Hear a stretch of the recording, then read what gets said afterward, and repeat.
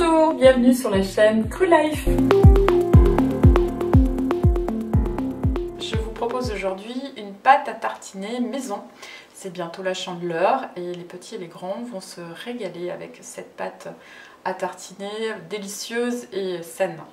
Donc pour la réalisation, il vous faut 200 g de noisettes, que j'ai fait évidemment tremper, et 200 ml de lait végétal. Vous choisissez à votre convenance. On va commencer à travailler tout de suite la noisette pour voir un peu la consistance, ce que ça va donner.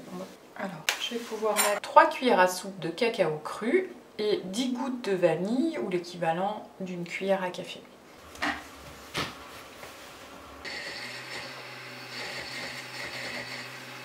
Ça sent tellement bon que ça devrait être interdit des recettes pareilles. Alors là, c'est toutes les saveurs d'enfance qui remontent. Je vais mettre de l'huile de noisette, également le sirop d'agave.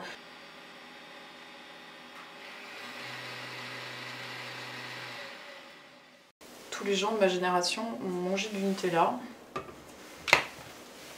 Donc croyez-moi, vous allez retrouver vraiment quelque chose qui s'en approche. Alors sur ce type de recette, il faut être patiente. Parce que ça demande un travail important du blender. On s'arme de patience pour un résultat que vous ne regretterez pas. Une tuerie. Donc une fois que vous avez la bonne onctuosité, il ne vous reste plus qu'à trouver le pot qui va l'accueillir.